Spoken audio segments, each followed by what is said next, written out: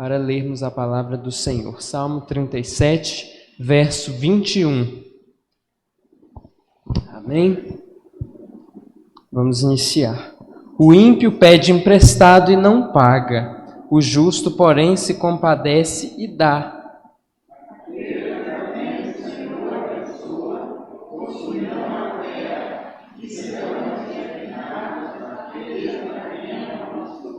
O Senhor firma os passos do homem bom e no seu caminho se compraz.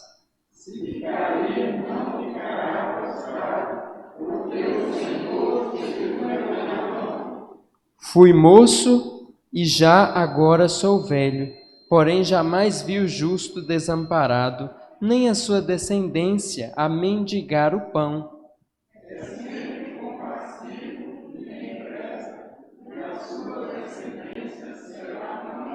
Aparta-te do mal e faze o bem, e será perpétua a tua morada.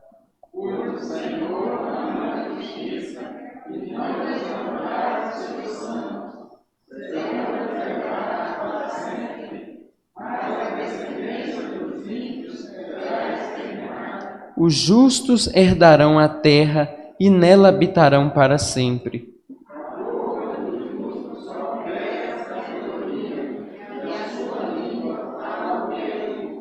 No coração tem ele a lei do seu Deus, os seus passos não vacilarão.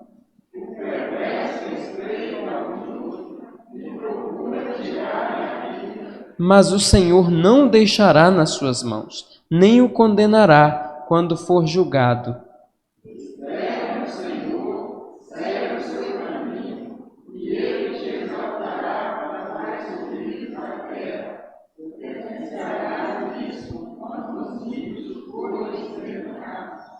Vi um ímpio prepotente a expandir-se, qual cedro do Líbano.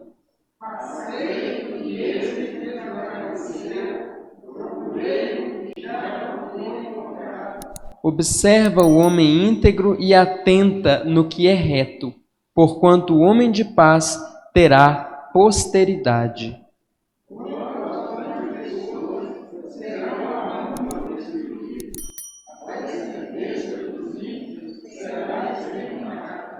Vem do Senhor a salvação dos justos, ele é a sua fortaleza no dia da tribulação.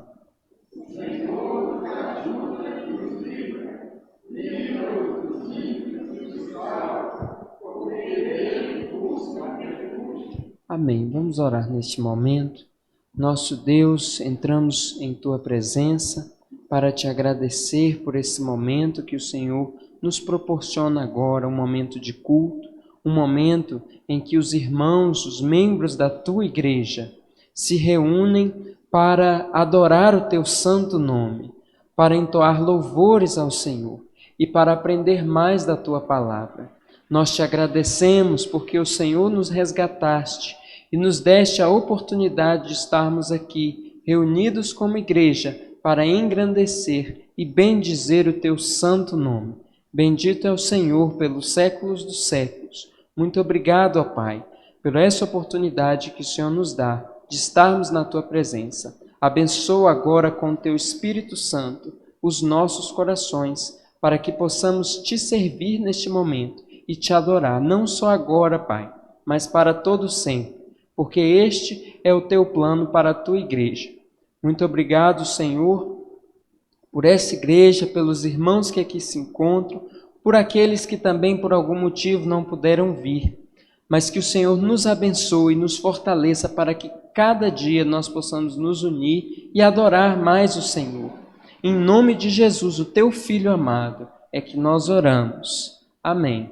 Amém. Convido agora a equipe de louvor que estará nos conduzindo.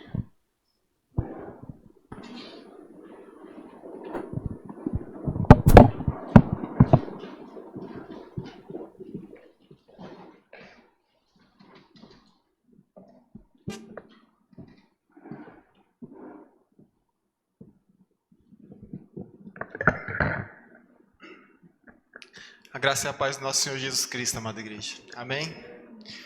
Hoje é dia de celebrarmos a vitória do nosso Senhor Jesus na cruz do Calvário. Amém? Louvar e engrandecer o santo nome dele. Louvar e engrandecer o nome do nosso Deus, que deu o seu único Filho em favor de cada um de nós. Amém? Essa paz que sinto em minha alma.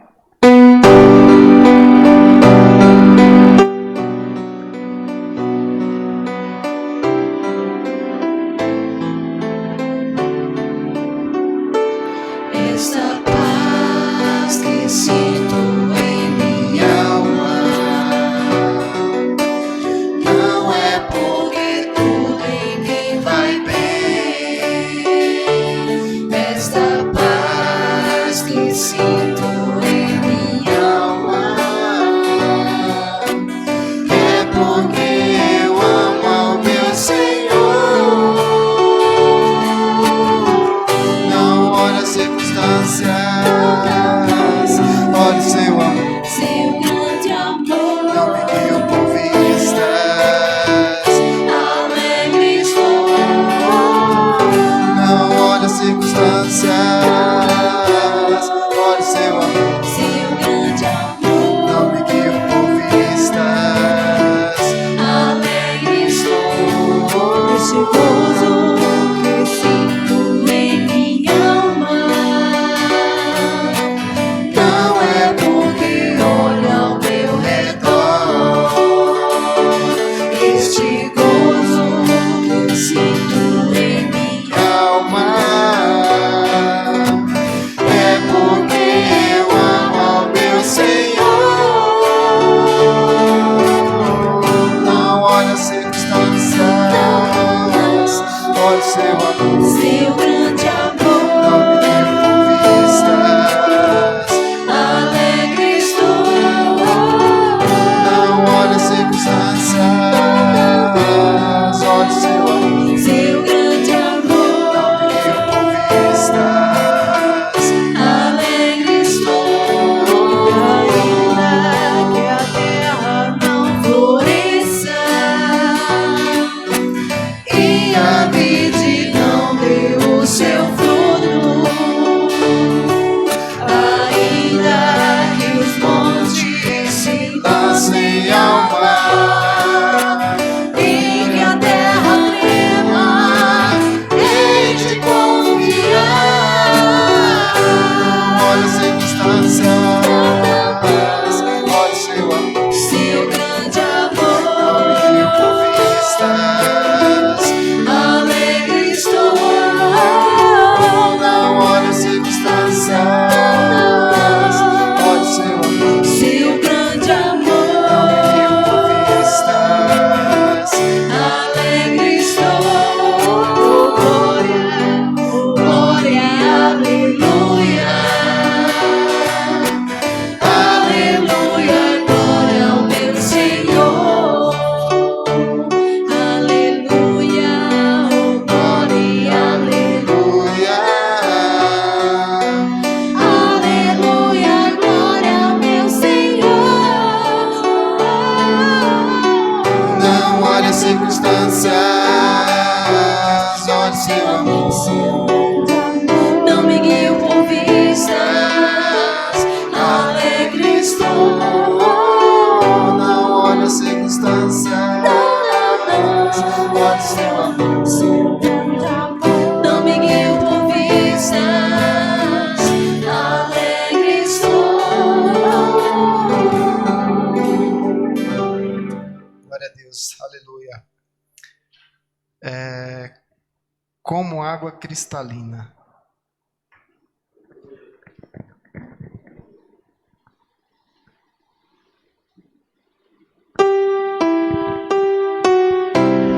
Deus, que seja essa a nossa oração.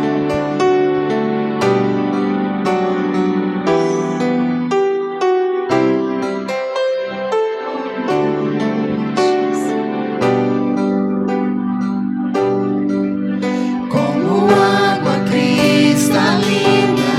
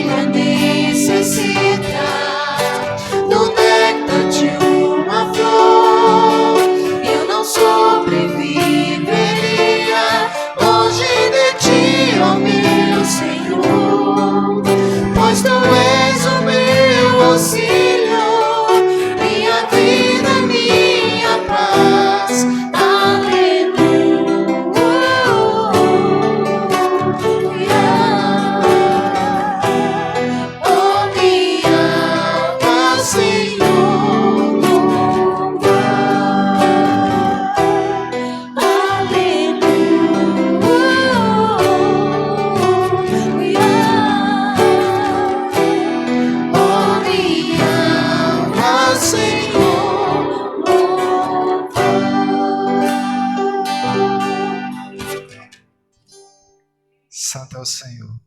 Aleluia. Neste momento vamos louvar ao Senhor com o cântico Meu Respirar.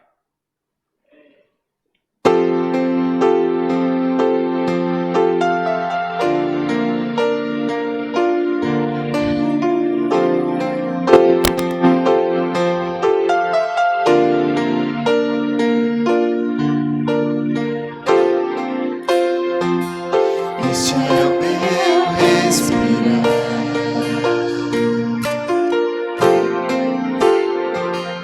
Este é o meu respirar. Teu Santo Espírito vivendo em mim.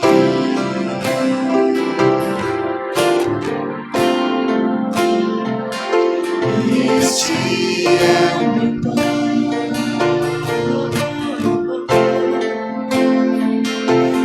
Este é o meu pão.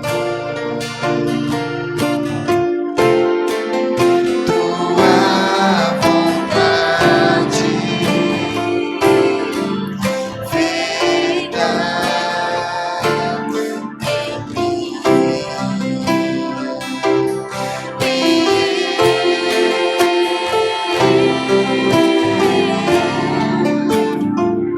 Eu nada sou sem ti.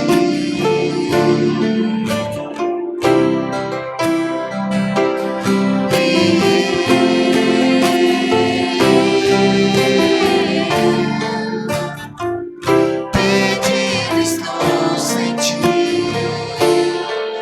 Jesus.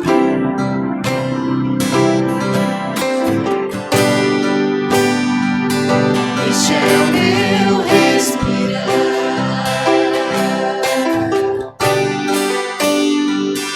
Este é o meu respirar. Teu Santo Espírito vivendo em mim.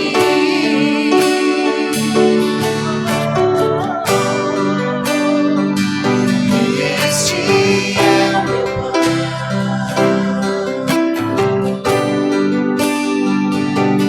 Este é o meu pão. Tua vontade feita em mim.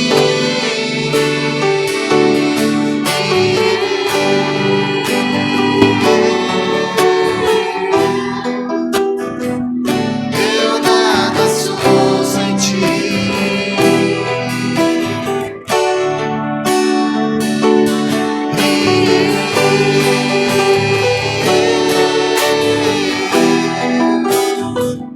Perdido estou sem ti.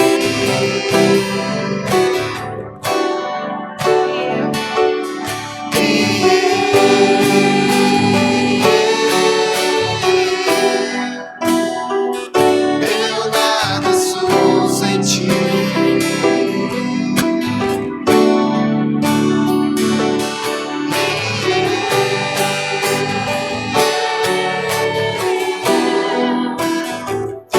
Perdido estou sem ti, Jesus.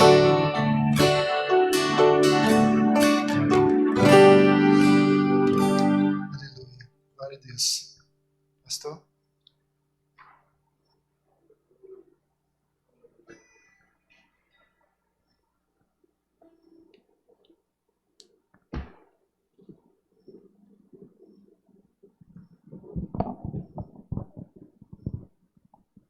Que a graça e a paz do nosso Senhor Jesus Cristo esteja com cada um dos irmãos, nessa noite e sempre. Trazendo aqui um versículo bíblico, em Levíticos 27, 30.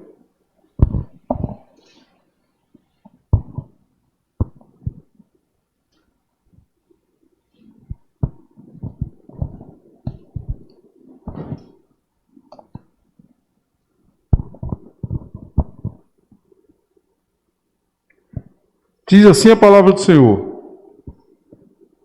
também todas as dízimas da terra, tanto dos cereais do campo como dos frutos das árvores, são do Senhor. Santas são ao Senhor. Isso quer dizer, meus irmãos, que tudo que existe na terra é do Senhor. Nós somos do Senhor. Os bens que possuímos foi o Senhor que nos deu, são do Senhor. E é chegada a hora de termos a oportunidade de devolver parte do que já é do Senhor em forma de dízimos e ofertas. Porque é assim que o Senhor nos ensina através da sua palavra. Aproveite essa oportunidade. Aqueles que estiverem em condição e vierem preparados, o momento é este. O diácono Tiago vai entregar os envelopes para aqueles que puderem e desejarem fazer. Amém. Hino 311, avante, ó crentes. Vamos em frente.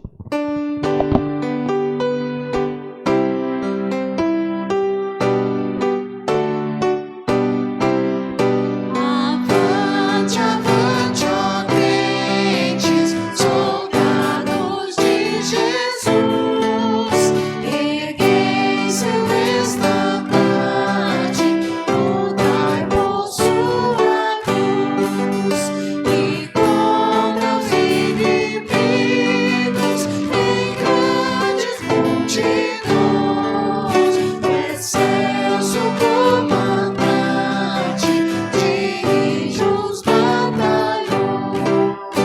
Avante, avante, ó crentes, por Cristo pelejar, vestir sua armadura, em seu poder marchar, no posto sempre achados, velando em oração, em meio dos perigos, seguindo o capitão. Avante, avante, ó crentes, a passo triunfar, após combate horrendo, virá a paz final. Então eternamente serás um vencedor, no céu glorificado, com Cristo Salvador. Glória a Deus.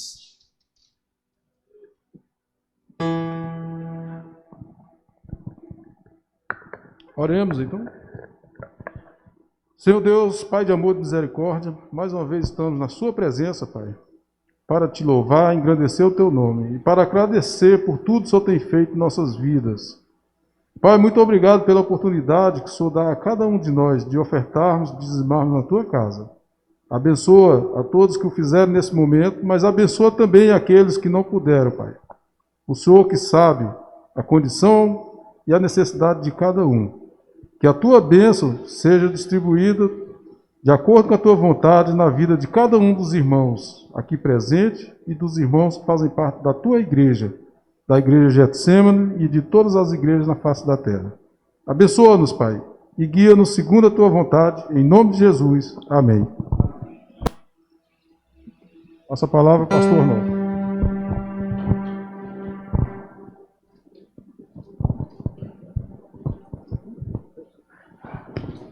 Podem sentar, irmão. Vontade.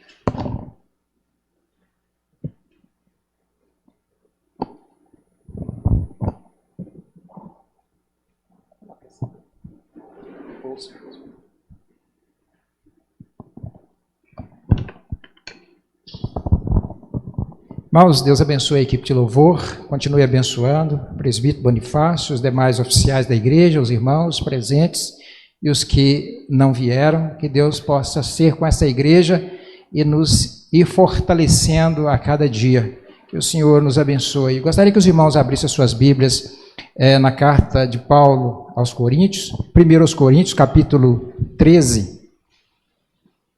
1 Coríntios, capítulo 13, por gentileza.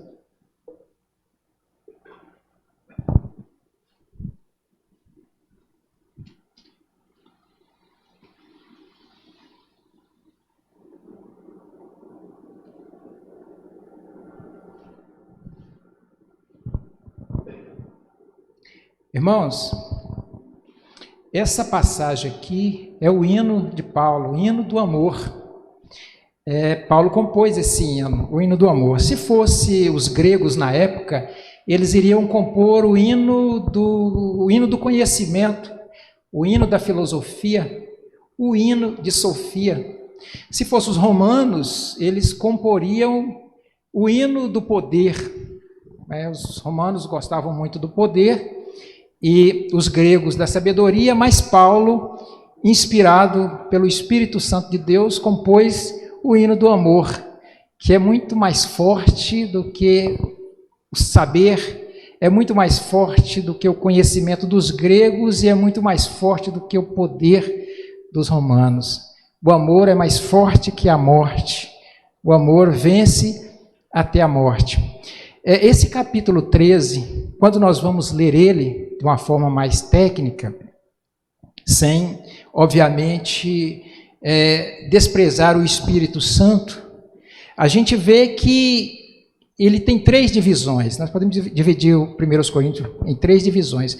Do versículo 1 até o versículo 3, ele vai falar da importância do amor, da superioridade do amor aos dons ou a qualquer outra coisa, da essenciabilidade do amor, da necessidade, da grandeza do amor que supera tudo. Isso está do versículo 1 ao 3. Do 4 ao 7, ele vai definir o que é o amor. O que é o amor, o que não é o amor, o que o amor faz e o que o amor não faz. Do versículo 7 em diante, ele vai falar da durabilidade do amor. Então, ele vai falar que o amor é eterno. Os dons vão acabar, a fé também vai acabar, tudo vai acabar, mas vai permanecer o amor. Então, do versículo 1 ao versículo 3, ele vai falar da superioridade do amor a tudo, aos dons e tudo mais. Do 4 ao 7, ele vai falar, vai definir o que é o amor, o que o amor faz, o que o amor não é, o que o amor é. E do versículo 8 em diante, ele vai falar da durabilidade do amor. Quando você for ler esse capítulo, atente para isso. Mas nós vamos falar hoje sobre a importância do amor. Então, nós vamos ler apenas os primeiros 3 versículos, porque é exatamente os versículos que falam da importância do amor. Vamos ler, então? Paulo começa dizendo assim: e eu passo a mostrar-vos ainda um caminho sobremodo excelente. Ele está falando isso aqui depois de falar da importância dos dons, como os dons é importante, principalmente o dom de profecia, não no sentido do que algumas pessoas pensam, que o profeta é aquele que edifica, exorta e consola, o profeta é aquele que prega, e não aquele que traz o que vai acontecer amanhã. Mas prosseguindo, ele diz: eu passo a mostrar-vos ainda um caminho sobremodo muito mais excelente. Ainda que eu fale as línguas dos homens e dos anjos, se não tiver amor, serei como o bronze que soa ou como o símbolo que retine. Ainda que eu tenha o dom de profetizar e conheça todos os mistérios e toda a ciência, ainda que eu tenha tamanha fé ao ponto de transportar montes, se não tiver amor, nada serei. E ainda que eu distribua todos os meus bens entre os pobres, e ainda que entregue o meu próprio corpo para ser queimado, se não tiver amor, nada disso me aproveitará. Senhor, nós te agradecemos por esse privilégio, pela oportunidade de estarmos aqui em volta da tua palavra, e pedimos que o Senhor nos abençoe para que possamos ser grandemente edificados e abençoados por ti, por meio da tua palavra. O Senhor nos abençoe em nome de Jesus. Amém. Queridos, eu fiz o meu seminário de 95 a 99. Eu estudei um ano aqui na Faculdade Batista, né, lá na L2 Norte, mas nós chegamos à conclusão que eu ia ter dificuldade na minha ordenação e no meu ministério. Porque, em primeiro lugar, o seminário presbiteriano tem uma parte dele que é reservado para o conhecimento da igreja, da nossa igreja, da igreja presbiteriana. E outra coisa também que eu ia ter dificuldade é porque a Faculdade Batista, ela não ensina a teologia reformada. É uma faculdade bíblica, não é preocupada com a Bíblia, mas lá eu tinha colegas da Universal, da Assembleia, né, de todas essas correntes, então eles não tinham assim uma corrente como a gente tem, um pensamento, como o pensamento reformado, e eu pedi à minha igreja, ao presbitério, que me mandasse para o seminário. Nós não tínhamos um seminário aqui, então por isso eu fui para Goiânia para fazer o nosso seminário. Nós chegamos lá em Goiânia, começamos um trabalho, né, para a glória de Deus. Quando nós voltamos, ficou lá uma igreja organizada com um pastor, para a glória de Deus. Mas isso foi muito importante para mim, porque estudando e fazendo o seminário e já aplicando, né, isso foi muito importante para mim. E a gente trabalhava bastante, uma igrejinha, uma congregação assim, né, que exigia bastante de mim e da Del, e nós trabalhávamos bastante. Os estudos muito puxados. Eu lembro que quantas vezes à tarde eu, estudando ali na mesa, eu debruçava e apagava em cima de um livro grosso de alguma matéria, de teologia, e depois eu acordava de tanto cansado por causa do trabalho. E nós tínhamos a folga segunda-feira, né, também, como as demais igrejas presbiterianas, o pastor gosta de tirar a segunda-feira para gozar de um descanso, de um pouquinho, de um relaxamento.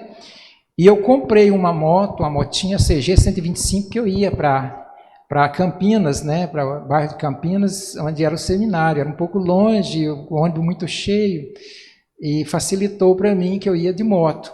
E eu aproveitava essa moto para ir a Anápolis, né, onde morava minha mãe, perto ali, uns 60 quilômetros. E eu, segunda-feira, às vezes, eu ia para ficar lá um pouquinho com ela, desfrutar da presença dela.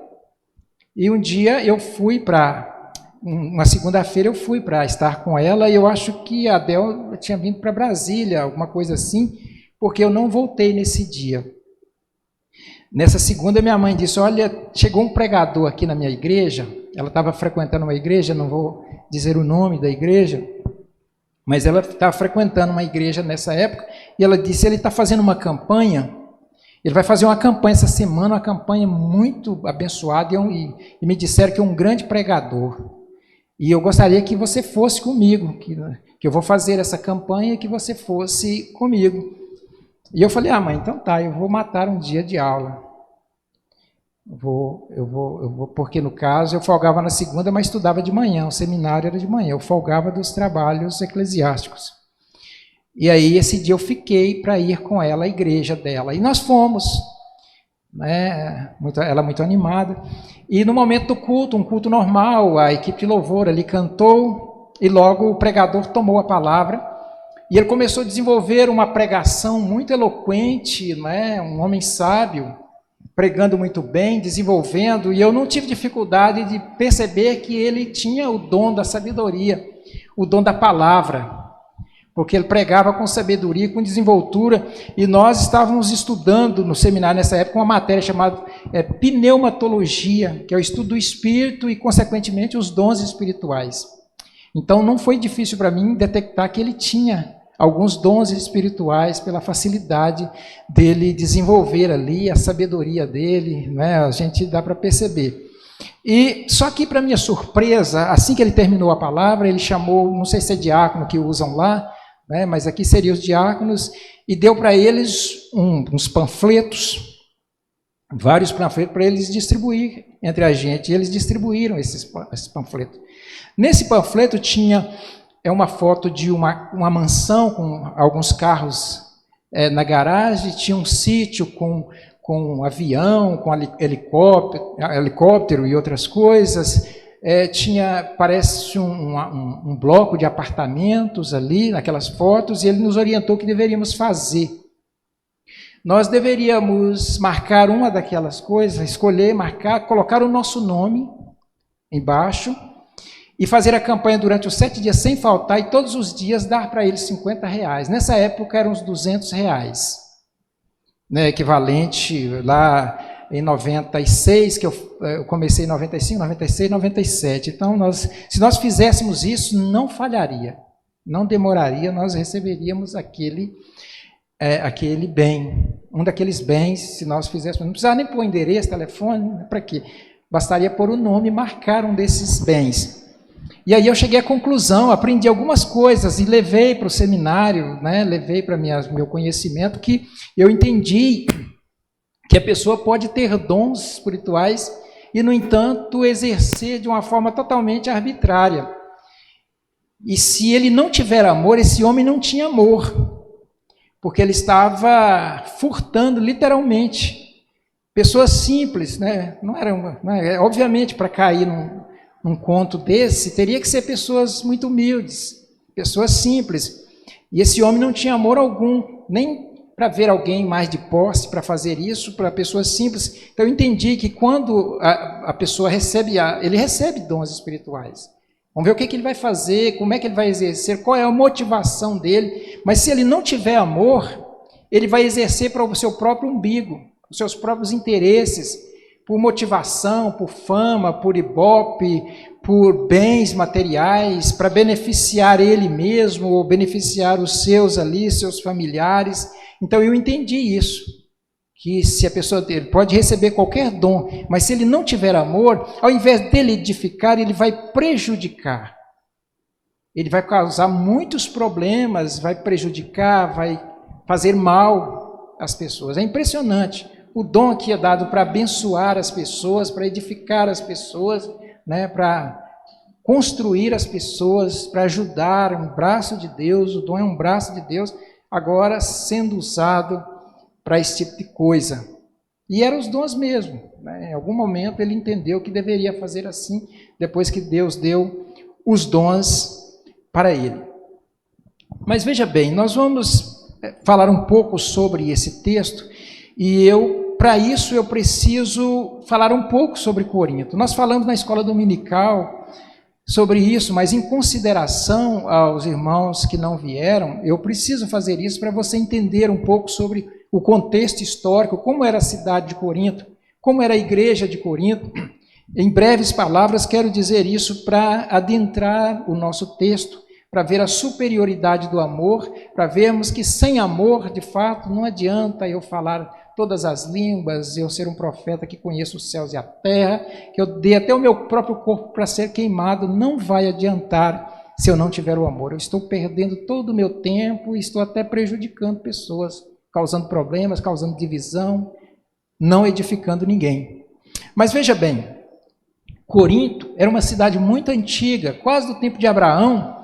Ela foi destruída em 146 a.C., e 100 anos após, ela foi reconstruída pelo imperador César Augusto. Quando ela foi construída pelo imperador, a intenção dele era pavimentar e populacionar aquela cidade, encher ela de pessoas, e não foi difícil, porque ali era um lugar muito estratégico, era uma rota ali comercial, todo mundo passava por ali, todo mundo que vinha de todos os lugares em direção a Roma passava por ali. Então vieram pessoas de todo mundo, de todo lugar, trazendo todo tipo de imoralidade, de pecado, de perversidade, de paganismo, e vieram morar ali. Eles construíram ali um templo a Afrodite, que é a deusa do sexo, a deusa do amor, a deusa da beleza, que dizem que tinha 1000 prostitutas sagradas nesse templo, que servia aos seus deuses. E à noite elas desciam desse templo que era construído no monte para manter relações sexuais com o pessoal que que passavam ali, os forasteiros que vinham em direção a Roma. E ali era realmente uma perversidade, Corinto. Era uma coisa impressionante. Foi nesse contexto que nasceu a igreja de Corinto, e foi com esse pessoal, totalmente depravados, pagãos, imorais, que nasceu, dessas pessoas que nasceu essa igreja. Paulo, 50 anos depois de Cristo, na sua segunda viagem missionária, ele passou em Corinto com o objetivo de criar a cidade, de criar a igreja ali. Vocês sabem, era um missionário, fundador de igrejas, e quando ele chegou em Corinto, ele encontrou um casal que tinha vindo de Roma, fugidos, porque já havia perseguição em Roma dos cristãos, e veio esse casal, mas eles não tinham o dom de trabalhar, de evangelizar, de trabalhar como Paulo tinha. Então, quando chegou Paulo, uniu-se a esse casal e começaram a fazer a obra de Deus. Começaram a pregar numa sinagoga dos judeus, mas foram rejeitados pelos judeus. E ele disse: vocês, judeus, não querem, veio para vocês a palavra, mas vocês não querem, então eu vou para os gentios. Começaram na casa de um tal de Jason a pregar o evangelho, e a igreja ali cresceu. Ele ficou 1 ano e meio lá em Corinto com esse casal, e a igreja realmente cresceu bastante. E ele voltou para sua base missionária em Antioquia, e na sua terceira viagem missionária ele foi direto para Éfeso, fundar a igreja de lá, uma outra igreja muito grande, e ele passou 3 anos em Éfeso. Nesses 3 anos foram 3 comitivas lá para relatar para Paulo que a igreja era muito problemática, a igreja estava com muitos problemas. Primeiro, ela estava com divisão, isso do capítulo 1 até o capítulo 4 de 1 Coríntios vai falar exatamente dessas divisões. Eles estavam formando grupos em torno de pastores que já tinham passado por lá. Então, uns falavam, um grupo falava, nós somos de Apolo, outros, nós somos de Paulo, nós somos de Pedro, nós somos de Jesus. Tinha até o grupo de Jesus que não aceitava pastores. Se uniram em torno desses pastores. Havia demandas judiciais. No capítulo 6, vocês vão ver que por qualquer coisa, eles processavam os irmãos, os demais irmãos, os outros irmãos, levando eles a tribunais seculares. Por qualquer coisa, muita confusão na igreja, não havia perdão, não havia conversa, não havia entendimento, e qualquer coisinha acontecia isso. Havia grupinhos na ceia, porque a ceia nessa época era a festa do amor. Era semanalmente, e era uma refeição, um jantar, e cada um levava o seu prato. Então, lá tinha os ricos, os pobres e os escravos. Então, eles uniam, eu já falei sobre isso aqui. Então, unia os ricos, unia os pobres com o seu lanche fraco, e unia os escravos sem nada, porque eles não tinham nada. E Paulo fala, não tô vendo isso aqui, isso não está acontecendo, isso é a festa do amor? Como assim? Se há essa divisão, esses grupos.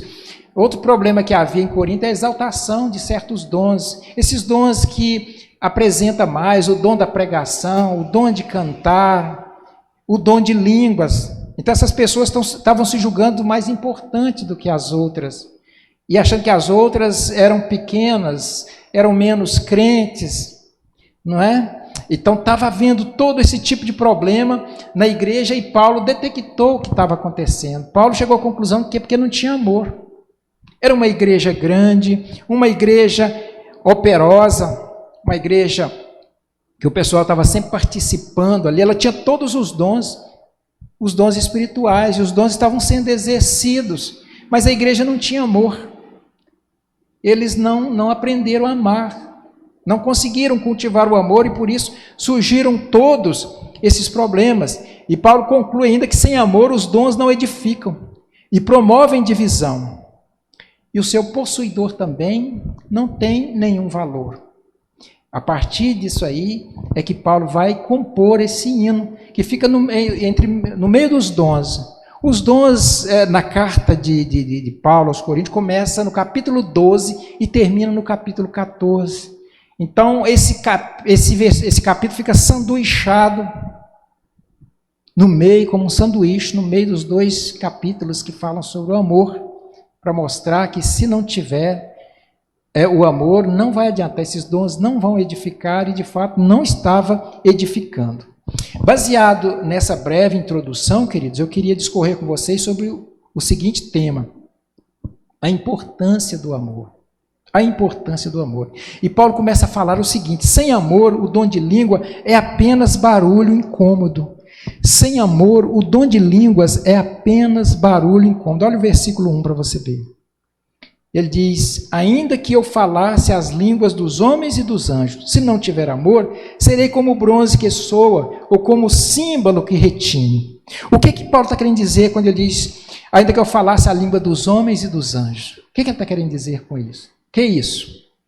Quando ele diz a língua dos homens e dos anjos, está querendo dizer, ainda que eu falasse todas as línguas existentes na terra, incluindo os dialetos, ainda que eu falasse todas as línguas existentes no céu, que é todas as línguas dos anjos, ainda assim, se eu não tiver amor, eu serei um sino a bater, o símbolo e o bronze fazendo blém, blém, blém, blém, blém.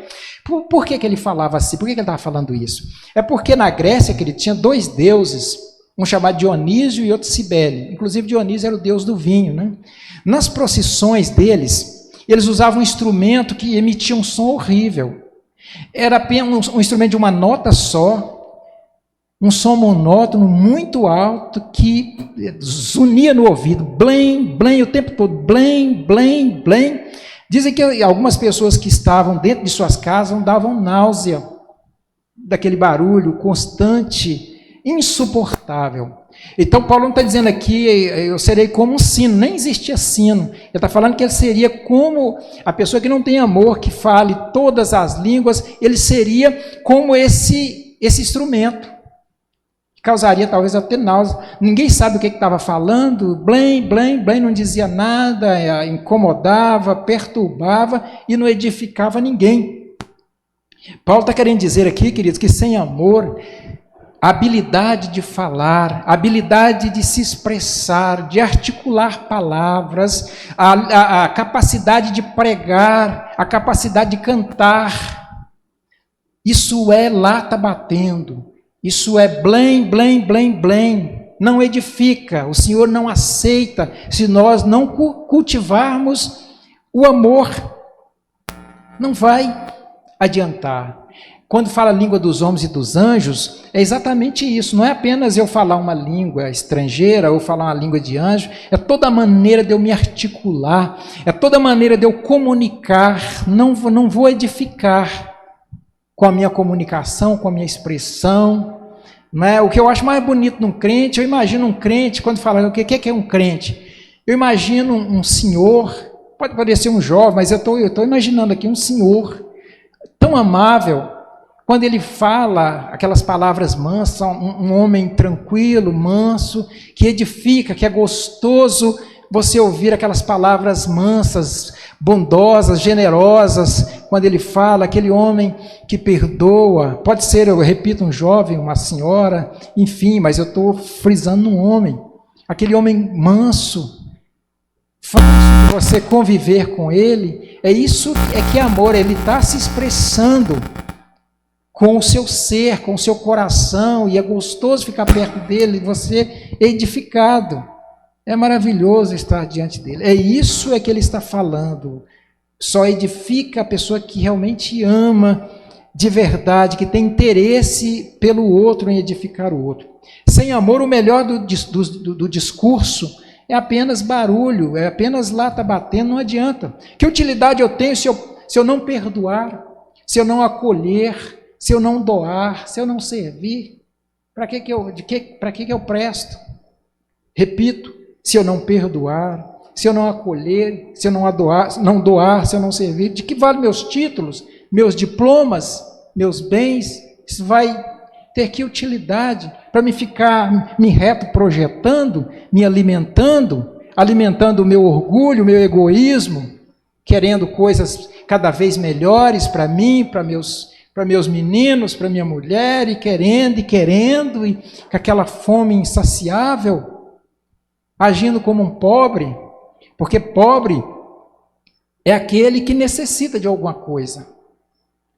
E tem pessoas que é assim, ele necessita, ele nunca supre ele. Se ele tem um carro novo, ele precisa de dois. Isso é que é pobreza. Se uma pessoa tem alguma coisinha, um carrinho velho para andar, mas ele é satisfeito com aquilo, ele é mais rico do que o que tem fortuna. Ele é mais rico que a fortuna. Por quê? Porque riqueza é você estar tranquilo, abastado, feliz. Mas não, eu preciso mais. Eu tenho 5 carros, mas tem que ter 10. É necessário ter 10. E os anos vai chegando, eu estou com 80 anos, estou com 20 carros novos, estou com uma fazenda, mas eu preciso. Eu não posso me alimentar direito. Isso vai prejudicar. Eu não posso perder meu tempo aqui com lazer, porque isso vai prejudicar. Eu tenho só 20 carros, eu só tenho uma fazenda. Isso é pobreza, isso é a necessidade. Então é isso que acontece. Então, em primeiro lugar, Paulo está dizendo isso, ele está falando sobre o amor e está dizendo que se eu não tiver amor, eu posso me articular de qualquer forma, posso pregar bonito, posso cantar bonito, posso tocar, posso me expressar de qualquer forma que não vai adiantar. É isso que ele está querendo dizer. Em segundo lugar, Paulo diz que sem amor o profeta é um inútil. Perceba que primeiro ele fala que o dom não vale de nada. É o dom de língua, é blém, blém, blém. Mas agora ele vai falar que o profeta, agora é a pessoa que não tem utilidade, que é um zero à esquerda. Se não, vejamos o versículo 2. Se não é assim. Ainda que eu tenha o dom de profetizar e conheça todos os mistérios e toda a ciência, ainda que eu tenha tamanha fé ao ponto de transportar montes, se não tiver amor, nada serei. Queridos, pensa num profeta que tenha todo o conhecimento do céu, todo o conhecimento da terra e toda a fé. Quando ele fala, ainda que eu seja um profeta que conheça toda a ciência, todo o mistério, todos os mistérios, ele está falando do mistério de Deus, dos mistérios, de todo o conhecimento dos céus. Isso é o conhecimento de Deus. Ainda que eu seja um profeta que conheça todos os mistérios. Que mistério é esse? Quais são os mistérios? Todas as coisas existentes nos céus, todos os segredos de Deus, tudo que há nos céus. É obviamente que ele está usando hipérboles aqui para mostrar a importância do amor. Ele está exagerando demais aqui. E quando ele fala, ainda que eu conheça todo o mistério, e conheça toda a ciência, quando ele fala de ciência, ele está se referindo ao conhecimento da terra. Ele tivesse todo o conhecimento da terra. Imagina uma pessoa que tem decorado todos os livros de todas as bibliotecas do mundo. Estou falando do Brasil, não do mundo. Ele decorou todos os livros que existem em todas as bibliotecas. Ele tem todo o conhecimento, desde um átomo até tudo. Tem todo conhecimento. Quem tem esse conhecimento? Deus tem esse conhecimento. Então ele disse, ainda que eu tenha todo o conhecimento do céu, conheça tudo que rola nos céus, conheça tudo da terra, ainda que eu tenha fé no seu grau máximo, ao ponto de transportar montes, se eu não tiver amor, não vai adiantar. Queridos, conhecimento do céu e da terra não substitui o genuíno amor. Por quê? Porque o que eu vou fazer com esse conhecimento? De que vai adiantar eu conhecer? Como é que eu vou usar isso? É para edificação dos outros? Quem não tem amor não pensa nisso. Ele pensa em se autoprojetar. Ele pensa numa barganha. Em que isso pode te beneficiar? É isso que o autor está dizendo. O que adianta eu conhecer tudo isso se eu não tiver amor? A quem eu vou edificar? Só Deus tem esse conhecimento todo, mas Deus é misericordioso, é maravilhoso. Ele foi capaz de dar o seu filho, seu único filho, para morrer em nosso lugar. Aí sim, é um amor doativo, mas essa pessoa, se não tiver amor, ele está dizendo, isso não vai adiantar para mim se eu não tiver amor. Sem amor, não adianta eu ter toda a fé também. Crer não adianta, o diabo crê que estremece. A pessoa crê, pode crer e não ter o genuíno amor, o verdadeiro amor.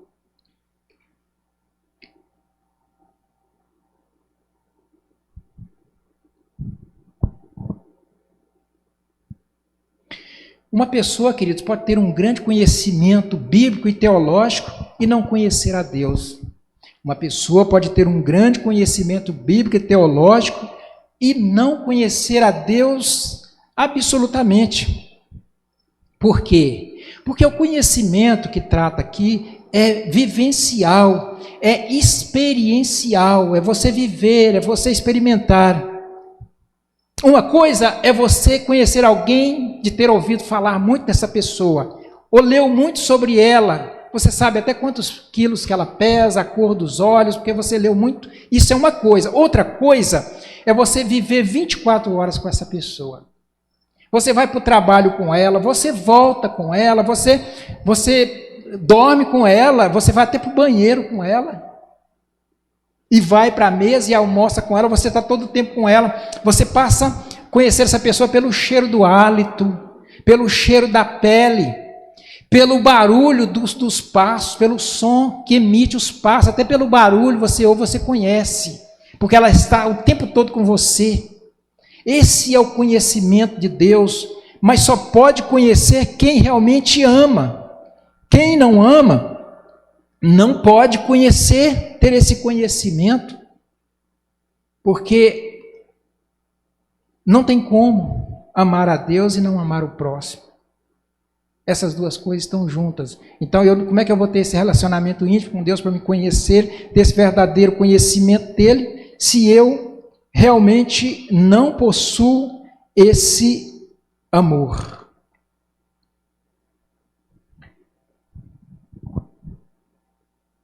A pessoa mais inculta da terra pode ter esse amor. Olha como é que Deus é misericordioso. Esse amor não se aprende em banco de faculdade. Esse amor não aprende em escola. Esse amor é um amor vivencial, é experiencial. Quando eu realmente me entrego totalmente para o meu Senhor, que morreu na cruz para me salvar.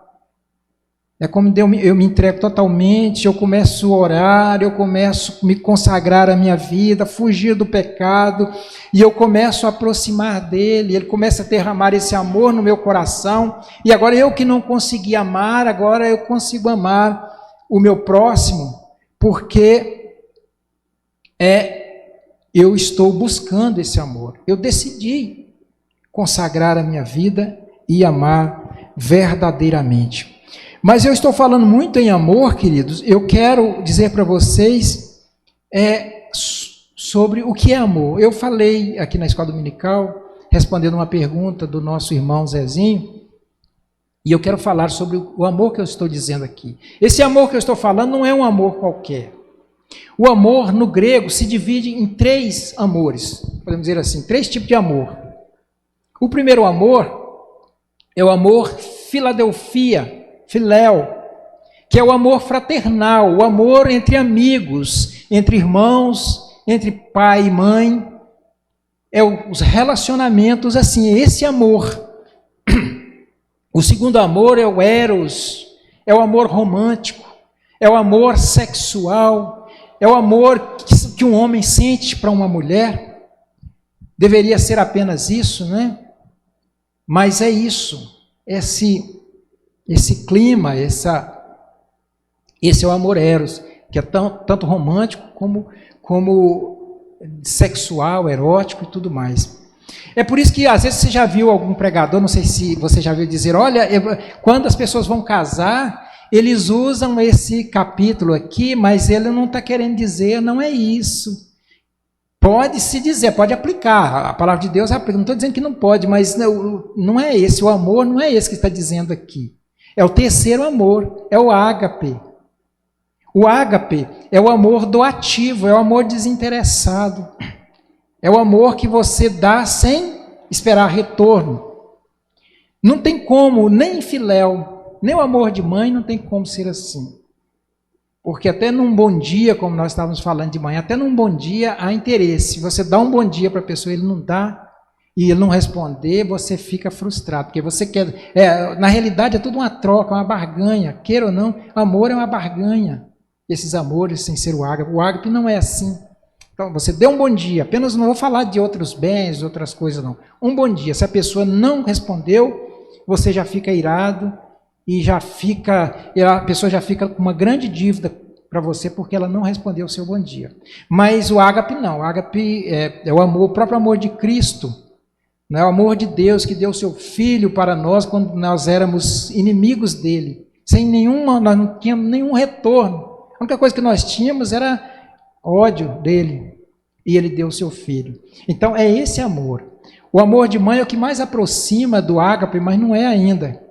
Que a mãe é desinteressada, ela ama o filho sem pensar em retorno, ela ama, ela defende o filho de qualquer forma, mas o ágape é mais do que isso, é esse amor que está dizendo aqui, é um amor desinteressado, não é um amor seletivo, um amor que eu escolho quem eu vou amar, é isso que ele está dizendo aqui. Mas no capítulo 14, no versículo 13, Paulo diz que o profeta edifica, exorta e consola. Essa é a função do profeta. Edifica, exorta, consola. Sabe o que é edificar? Edificar é você construir um edifício a partir do primeiro tijolo. É você construir um edifício a partir do começo.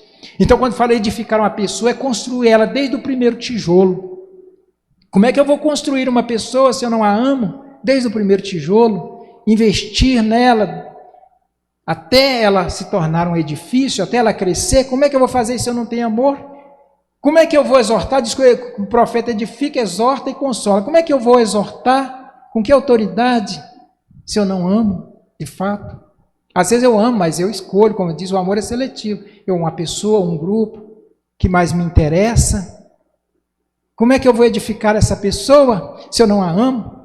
O profeta edifica, exorta e consola. Como é que eu vou consolar? Como é que eu vou chorar com o que chora se eu não sinto a dor que lhe vai na alma? Se eu não sinto a sua dor? E quando eu falo desse amor, de sentir a dor, de edificar, de exortar e consolar, eu estou dizendo na perspectiva do amor ágape, que não faz seleção, que ama a todos de forma igual. Jesus não selecionou. Jesus amou de forma geral. Deus amou o mundo de tal maneira que deu seu Filho unigênito, para que todo que nele crê não pereça, mas tenha a vida eterna. O amor é maior do que qualquer dom. Nos 10 mandamentos, começa assim, ó, amar a Deus e amar ao próximo. Acontece que esses 2 mandamentos é uma peça só, amar a Deus e o próximo. Ela não pode ser quebrada. Eu poderia partir ela, falar, eu vou fazer o seguinte, eu vou quebrar e vou deixar essa parte aqui, o próximo fica aqui, eu vou ficar com esse pedaço aqui. Amar a Deus. Mas não tem como, é como um espelho, não tem como emendar. Amar a Deus e ao próximo é uma peça. Jesus vai dizer isso. Amar a Deus com todas as forças e ao próximo a ti mesmo, resume a lei e os profetas. Aqui está tudo, a lei e os profetas. Quando ele fala lei e os profetas, é toda o Velho Testamento, não existiu o Novo Testamento. Toda palavra, toda a Bíblia se resume. Então, é uma peça, não tem como eu separar essas duas coisas. Ou seja, não tem como eu amar a Deus se eu não amar o próximo. Amar a Deus, se você perguntar a Deus, quais as 2 coisas que o Senhor mais anseia, que o Senhor mais deseja, que o Senhor mais quer, meu Deus? Ele vai dizer, o que eu quero é amar a Deus e amar o próximo. É isso que eu quero, a primeira coisa que eu quero. A coisa mais importante para mim é amar a Deus e amar o próximo. Porque isso é o mandamento, aliás, esses 10 mandamentos é o único texto que Deus escreveu com a própria mão. Tudo, a Bíblia foi escrita por homens, né? Inspirados por Deus, mas foi por homem, mas os 10 mandamentos não foi. O próprio Deus que escreveu. Então, a coisa que ele mais quer, que ele colocou em primeiro lugar na ordem, é amar a Deus, amar o próximo. Isso é uma peça que não pode ser quebrada, é uma peça só, ela é blindada. Queridos, não pergunte onde devo amar, a quem devo amar, como devo amar. Onde devo amar? Não existe lugar para amar. Amar é em todo lugar. A quem devo amar? Não existe uma pessoa para amar, um grupo.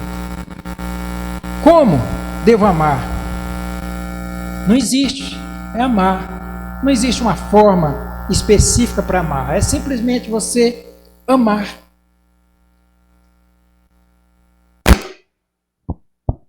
Então, é isso que ele diz sobre o profeta. Acabamos esse tópico aqui agora também. Está dizendo, ainda que eu seja um profeta, tenho o dom de profecia, mas não é coisa pequena, não.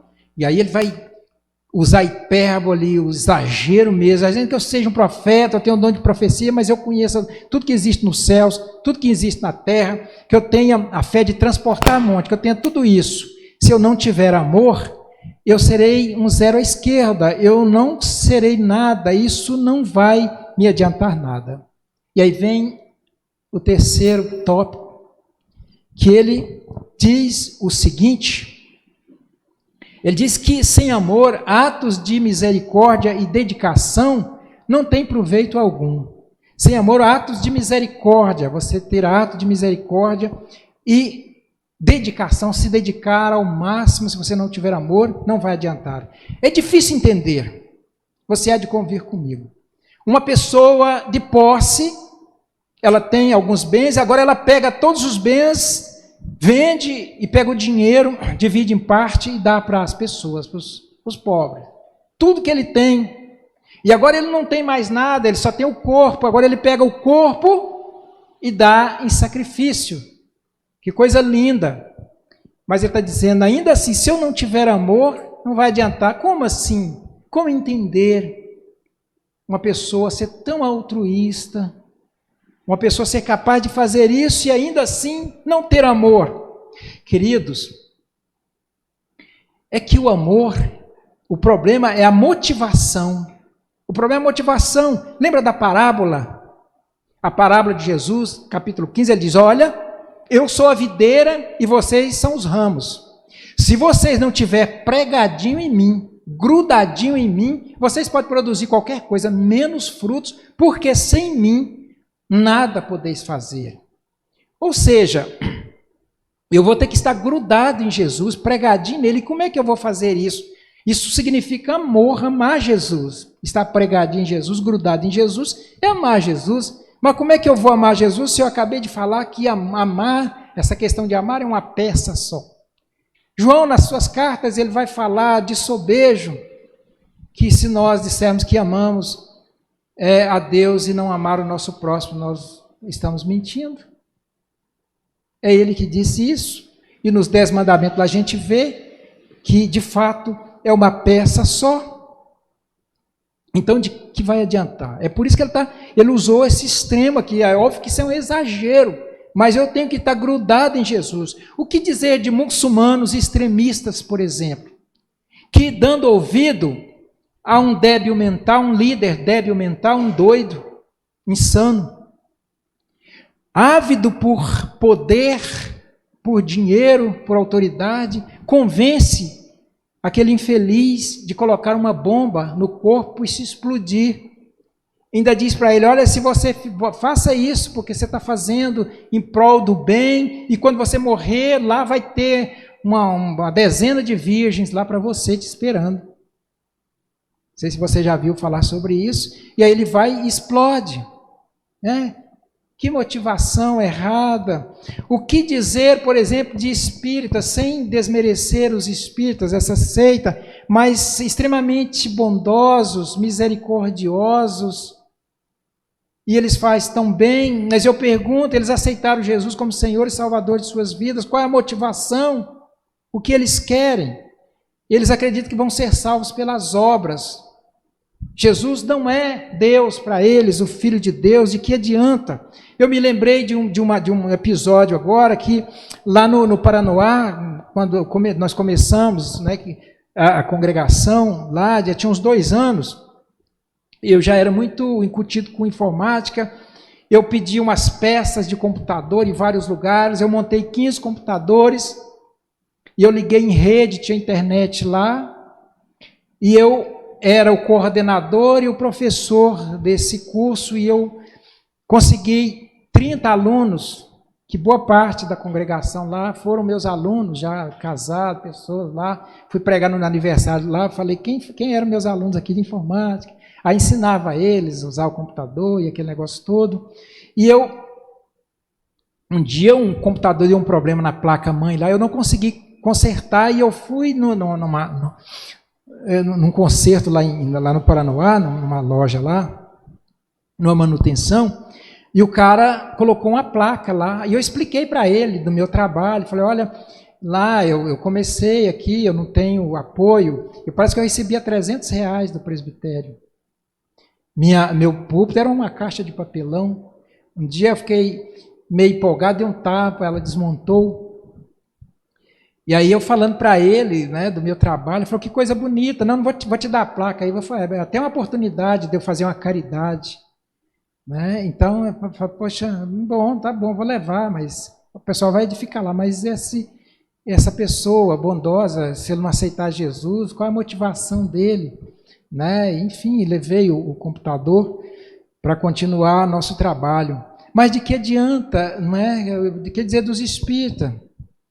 Que dizer de muitos ateus também, são bons, tudo mais, né? E fazem esse trabalho. O que dizer de muitos evangélicos que vão à igreja, que oram, que dão o dízimo, que são pontuais, mas não amam,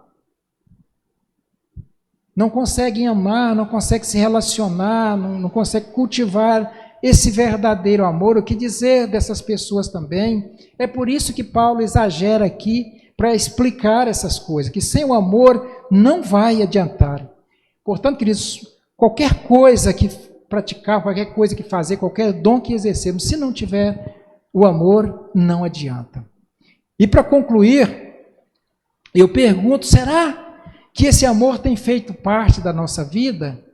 Esse amor sem seletividade, esse amor desinteressado, esse amor pela nossa igreja, pelos nossos irmãos, de uma forma geral, sem escolher. Será que isso tem feito parte das nossas vidas? Não importa o que eu possua, não importa o que eu diga, não importa o que eu creia, não importa o que eu faça, sem amor eu estou arruinado.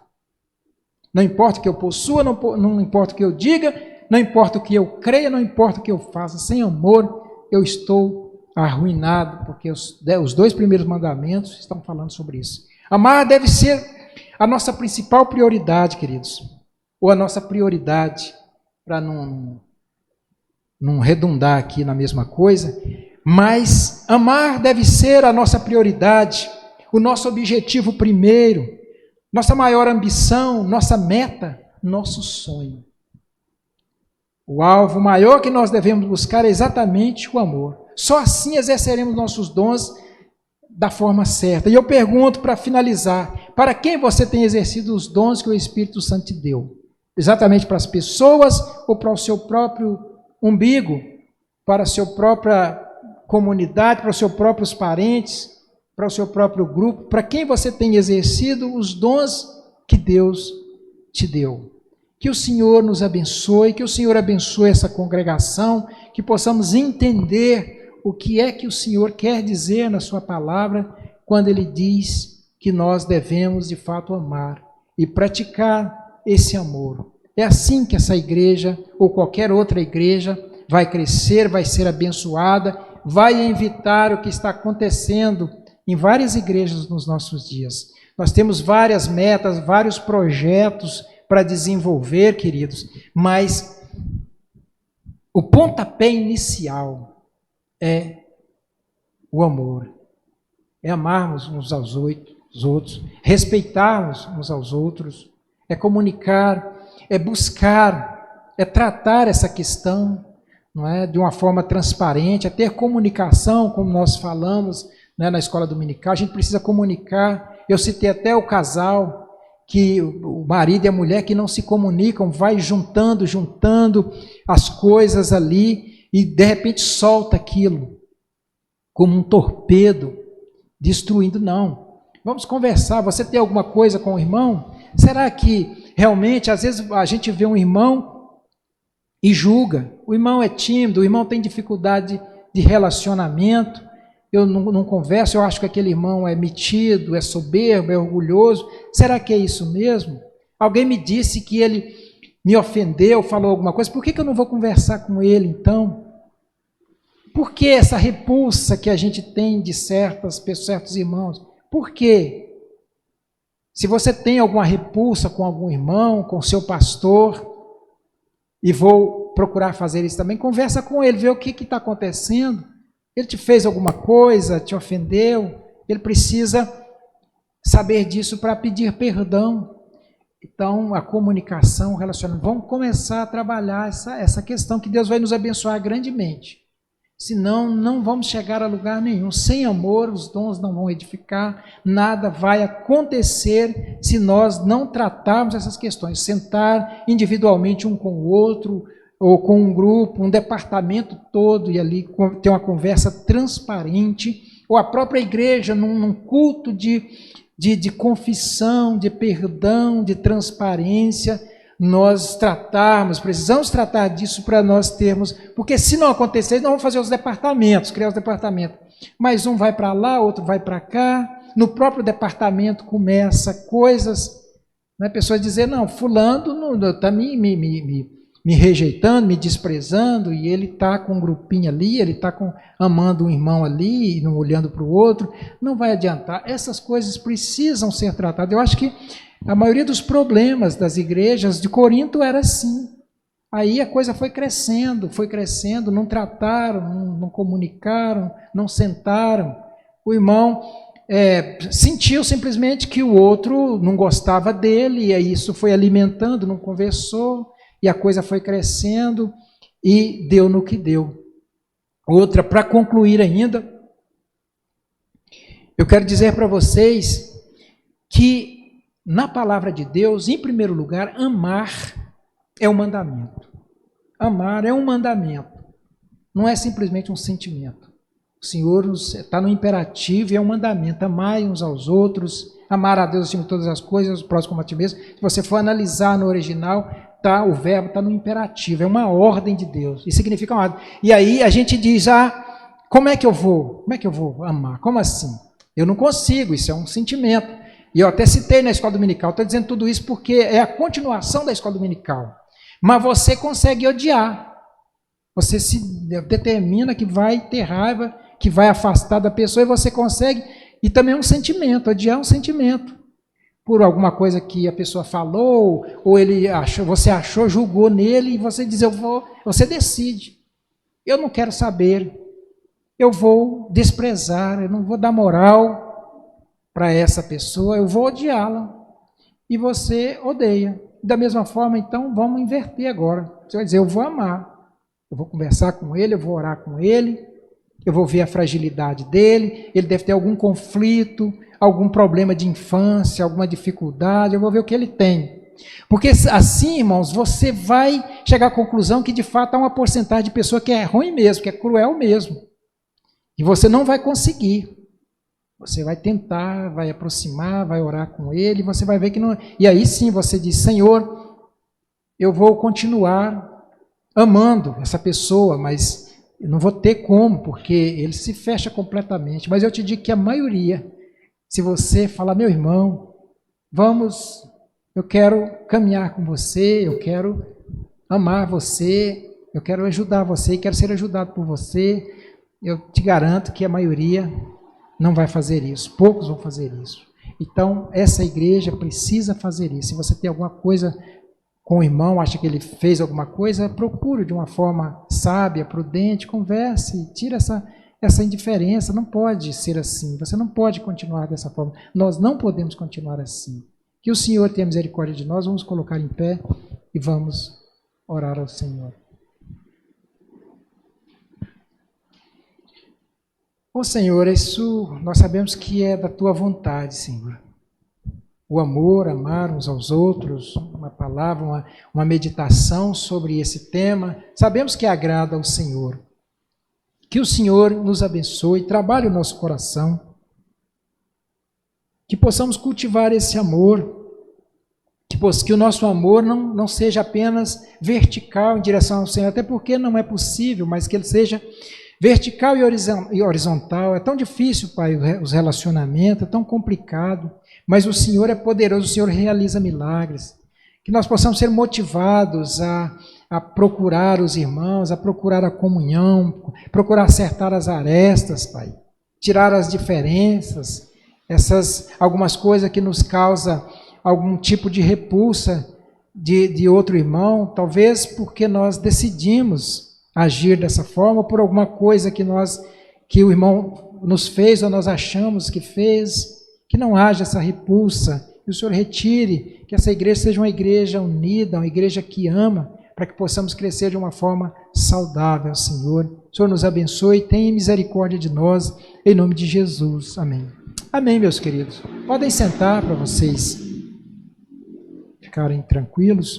Nós vamos agora para a ceia do Senhor. Essa ceia, como eu disse para vocês, o nome dela era a festa do amor. Então, era a festa do amor, onde todos participavam da mesa numa demonstração de unidade e de amor, e é isso que nós vamos fazer. Eu quero convidar aqui o presbítero Bonifácio e o diácono Eugênio para nós juntos, devidamente com as nossas máscaras, e com os cuidados necessários, ministrar a Santa Ceia.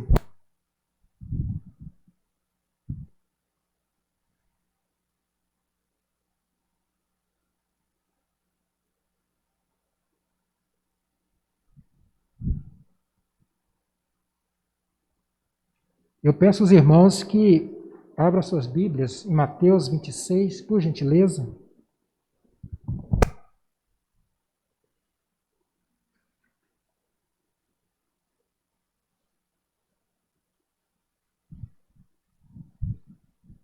Mateus 26, a partir do versículo 26.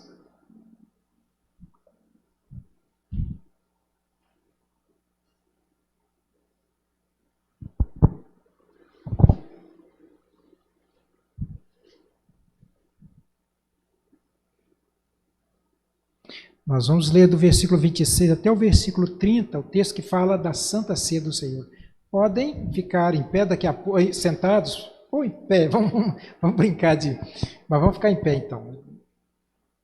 Diz assim a palavra do Senhor: enquanto comiam, tomou Jesus um pão e, abençoando-o, partiu e deu aos discípulos, dizendo: tomai e comei, isto é o meu corpo.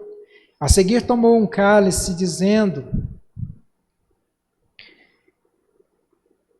e tendo dado graça, o deu, ou seja, a seguir tomou um cálice e tendo dado graça, o deu aos discípulos, dizendo: bebei dele todos, porque isto é o meu sangue, o sangue da nova aliança, derramado em favor de muitos, para a remissão de pecados. E digo-vos que desta hora em diante não bebereis desse fruto da videira, até aquele dia em que eu hei de beber novo convosco no reino de meu Pai. E tendo cantado um hino, saíram para o Monte das Oliveiras.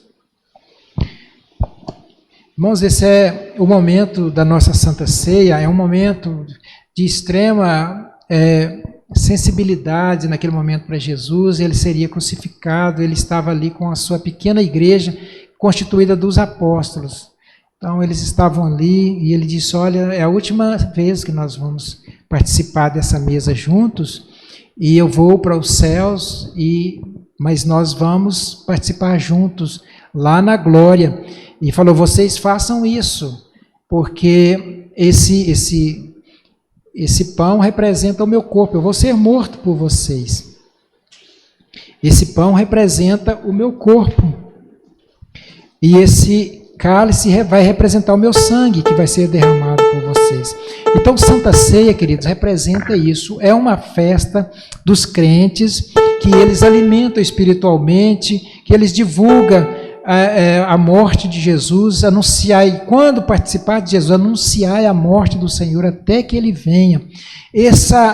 A Santa Ceia, ela é para os crentes, e apenas para os crentes, aqueles que são batizados e fez a sua pública profissão de fé. Os que não fizeram ainda devem aguardar, procurar o conselho, não é, para poder fazer o curso de catecúmeno e batizar. Mas essa Santa Ceia não é para a igreja presbiteriana, simplesmente porque a igreja presbiteriana não é toda a igreja do Senhor Jesus. É para a igreja no sentido geral. Então, as demais denominações, quem pode participar da Santa Ceia no sentido mais amplo? A pessoa que aceitou Jesus como Senhor e Salvador, está em comunhão com a sua igreja e com o seu pastor, crê na palavra de Deus, em toda a palavra de Deus. Então, esse faz parte do corpo de Cristo e podem participar da Santa Ceia. É um dos sacramentos, até que o Senhor venha, o batismo e a Santa Ceia. Então, é para ser tomado depois do batismo. Então, você é batizado, fez a pública profissão de fé, então você está apto a participar da Santa Ceia do Senhor, que no nosso caso é ministrada mensalmente. Então, eu quero passar os elementos para os irmãos, vamos fazer uma oração, e em seguida eles estarão distribuindo os elementos para os irmãos. Está devidamente lacrados. Deus abençoe o diácono Zezinho, né, pelo carinho que ele preparou para nós aqui esse material. Zezinho, a sua digníssima. Os irmãos estão ali colocando as luvas. Oremos, queridos. Senhor, te agradecemos por esse momento, pela Santa Ceia, que o Senhor o Senhor mesmo separe para esse fim, consagre esses elementos agora, e que possamos estar preparados. O Senhor nos perdoe dos nossos pecados agora, que porventura tenhamos cometido, por pensamento, por palavra, por ação, e que possamos estar preparados, Senhor, para a Santa Ceia do Senhor, que possamos sair daqui alimentados, e obrigado, Jesus, porque o Senhor morreu na cruz por nós, quando nós não merecíamos, o Senhor derramou o teu precioso sangue. Te agradecemos em nome de Jesus. Amém. Amém, queridos. Os irmãos podem distribuir os elementos.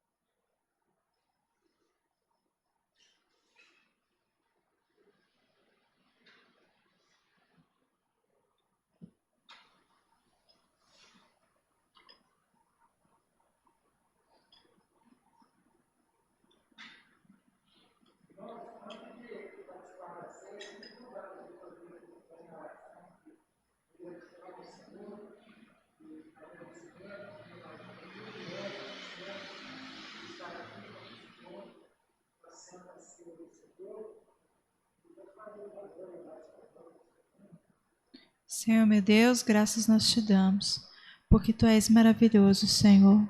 O Senhor tem nos permitido, Senhor, estar em comunhão contigo. O Senhor tem nos ensinado dia após dia. Ó Pai, temos sido moldados pela Tua mão. Bendito e soberano Deus, louvado seja o Teu nome. Recebe, Senhor Deus, a nossa adoração, nosso louvor. Nos ensina, Senhor, cada vez mais e mais a servir uns aos outros, meu Deus. Fala, Senhor, conosco, por meio da Tua palavra e nos faz vívidos para Ti, Senhor. Senhor, a Tua ceia está aqui, ó Pai, disposta a todos aqueles que viram buscar. Todos aqueles que clamarem a Ti, o Senhor ouvirá. E crendo como corpo de Cristo, sabendo que somos um com o Senhor, nós Te louvamos, nós Te agradecemos por este momento, pela família reunida à mesa, pela mesa farta que o Senhor tem nos proporcionado, pela Tua comunhão e pelo óleo, Senhor, que tem sido derramado sobre nós, porque nós temos sido guiados, Senhor, pela Tua forte mão. Bendito seja o Deus, aquele que morreu, mas ressuscitou, e hoje tem olhado por nós, porque a Tua promessa é que estará conosco todos os dias, e nisso cremos, em nome de Jesus, Senhor. Amém.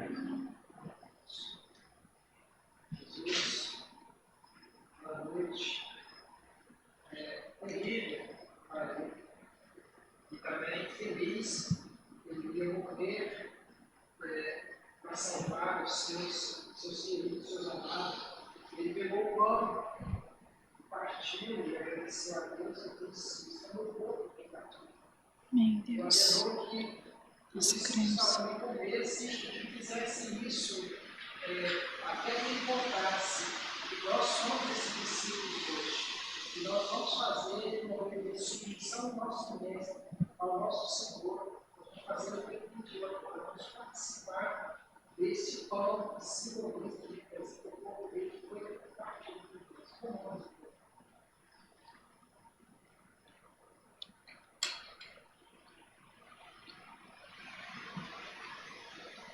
imediatamente após o nome, ele pegou o cálice também e disse: olha, esse cálice aqui é o sangue da nova aliança da minha igreja. Tá? Vocês vão beber dele, todos vocês que beberam, vocês vão anunciar a morte do Senhor de vocês, né? Que ele vem. E feito isso, eles participaram do cálice. Vamos fazer isso.